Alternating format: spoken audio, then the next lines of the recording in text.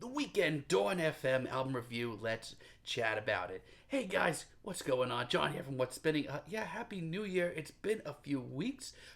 Finally getting back into the swing of things. Got a ton of reviews coming out this week, and gonna start off with one that I should have posted last week. I've taken a little bit of time getting back into the swing of things. My apologies, but still want to share my thoughts on this latest from The Weeknd, aka Abel Tesfaye, who in his early days, I can't stress enough, was an obsession of mine. His trilogy era absolutely ruled my college headphones between the very tormented and tortured House of Balloons, I think the sort of underrated Thursday, as well as my personal favorite, Echoes of Silence, are still pretty revolutionary. At the time, I hadn't listened to any R&B in years. Like, it had been a really long time since anything really captivated me in the genre, but The Weeknd's mysterious backstory, his very tortured songwriting, as well as his sense of the macabre really just captivated me. He was a guy that was clearly influenced by everybody from Michael Jackson, but clearly was also pretty into like Bauhaus in college probably. But this was also followed by a really long period of just disconnect with me and The Weeknd's music. I don't even want to think about Kissland. Like, even just thinking about that album puts me to sleep. I mean, Beauty Behind the Madness isn't that bad. It's not the biggest sin that Abel has ever committed. Hell, if you put on half of these singles, it'll still get my toe tapping. But the increasing amount of filler on albums like this is what really started to worry me about Abel's music. We saw that even more on Starboy. I feel like by this point, Abel was just really aiming for these big, larger-than-life singles. Like the title track, like I Feel It Coming, like freaking Party Monster. All these are great singles, but the increasing, once again, amount of filler on this album was really deteriorating, and this album just ended up being a snooze fest. Even his My Dear Melancholy EP, which promised a return to his original form, just to me was just okay. I will say this though, he's on a creative streak right now. I thought 2020's After Hours was his best work since Trilogy. Not only was it some of his best songwriting, but this just seems to be like a really fresh, soft reset for The Weeknd. It seems to be like a rebirth or a reinvention, just a real, just experimental album, branching out into the sounds of dream pop at times, neo psychedelia, some synth funk as well as his, classic alternative R&B sound and funk. Not only that, but he was writing some of his best tracks in years, especially singles-wise. I mean,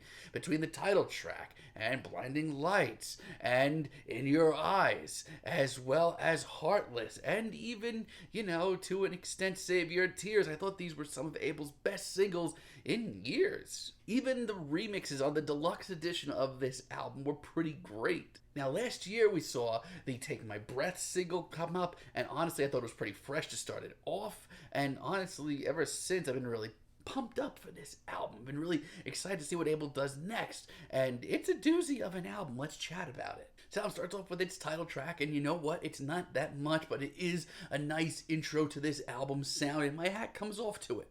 I mean, give the man some credit. He has a world in his mind. He has this, real world that his music escapes into, and he really does justice to that on this album. And between the heavy use of synths as well as the production from Oneohtrix Point Never, which we get a lot of on this album, I think this is just a really great introduction to this sound. So I'm not going to beat around the bush. This album is, once again, sort of another soft reset for The Weeknd. This time it's him going directly down a sort of synthwave and synth funk route, and honestly, it's not what I expected, but I'm all for it. Gasoline is a great track, and it's one that at first I wasn't that into. I thought that his vocal inflections were a little goofy, and between the heavy use of synths and the sort of lo-fi beat, the throwback production, I didn't really know what to make of this new sound. I mean, these are all, sort of elements to a very cheesy, over-the-top sound, and to an extent, it still really is, but I actually love it. Like, all I can think about is Abel back on Starboy, trying to go for this funkier sound, and here we are. We've arrived at it. It's years late, but honestly, I'm glad that he's here now. Then we have How Do I Make You Love Me? I really love this track as well. I feel like a lot of these skeletal, very retro beats actually make his dynamic vocals really pop. But come on, if you told me that in 2022 the Weeknd was going to be riding the synthwave and making it sound really sharp, I would not have believed you. I cannot wait for the slew of vaporwave remixes to pop up on YouTube from this album. And on top of that, this is easily just some of his catchiest material in a while. I'm all for it, even though, this is so far from the Weeknd's original sound.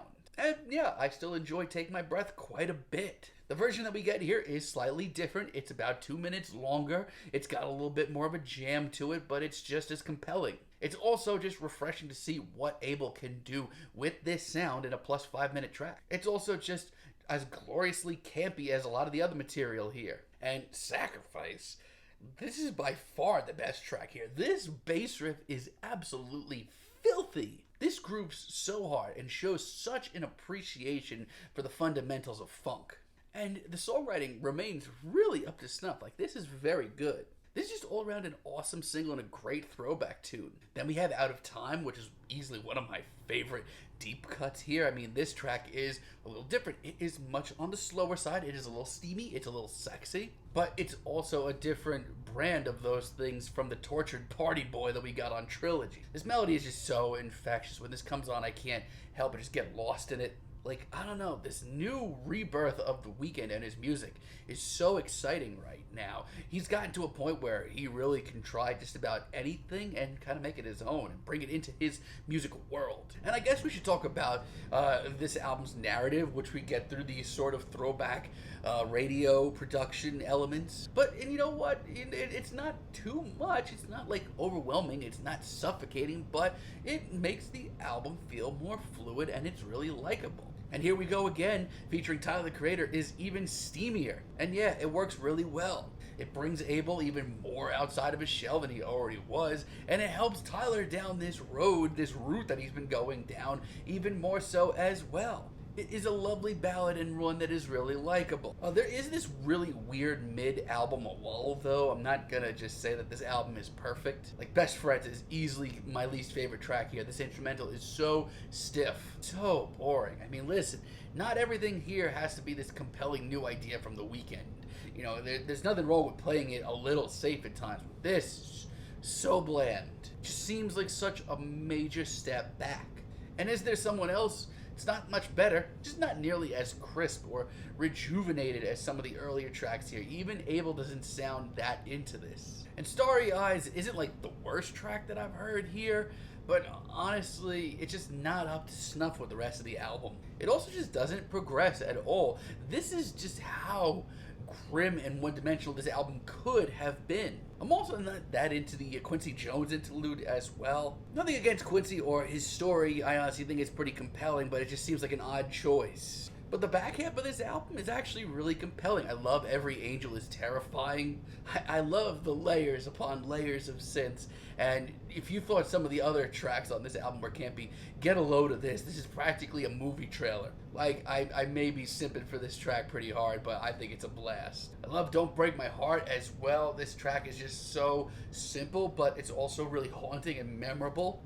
Like, this album could have been an absolute train wreck, but I think what saves it is just how much of a deep appreciation Abel has for this sound. Not only that, but he's just as heartbroken as ever. And I heard You're Married is a pretty groovy late album snack. I love the waves of synths here. I love Abel's vocal performances. And yes, you can point out the lyrics. In a lot of ways, this is like Trilogy era Weeknd, and I kind of thought we were beyond this. Trust me, you're not wrong. But even Lil Wayne, who I've never been that wild about, sounds great on this track. Less Than Zero, I thought I was going to absolutely hate with its upbeat strumming, more organic instrumentation, and as well as this sunny vibe to it. These are things that I never thought I'd hear on a Weeknd track, but it actually works pretty nice. Like, from a songwriting stance, it definitely has a home here. Honestly, I've been a fan of Abel for years, but this is some of his most instantaneous and likable material, and easily some of his catchiest. And after the Quincy Jones interlude, I was not looking forward to the A Phantom Regret finale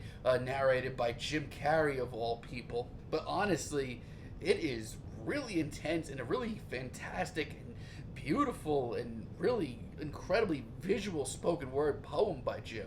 It actually, in a weird way, ties together a lot of the themes of this album. Yes, it's not much of a song, it's more of a spoken word piece, but I found it to be pretty powerful. It wraps up this very cinematic album in a really tight way. Honestly, this is a very, very good album from The Weeknd. And yes, at the end of the day, I personally like After Hours a little bit more. I thought that album just punched so hard and was just more of a rebirth for Abel. But this just gives me hope and a sign that, you know, whatever he's going to try in the next year or two, it's going to be probably even more far out and different than this. But he's going to at least tie it to his world and make it come off snappy. If you told me that Abel in 2022 was going to be pumping out synthwave and synth funk, I wouldn't have believed you, but he does it, and for the most part, it's pretty good. And yes, there is a lull in the middle of the album with some really stiff tracks that are like the dark underside of this album of just how boring it could have been. This is still a really great album. I'm feeling a light 8 on this album, but let me know what you guys think down below. If you like the video, be sure to give us a like, give us a subscribe, and let me know down below what you would like for me to chat about in the future.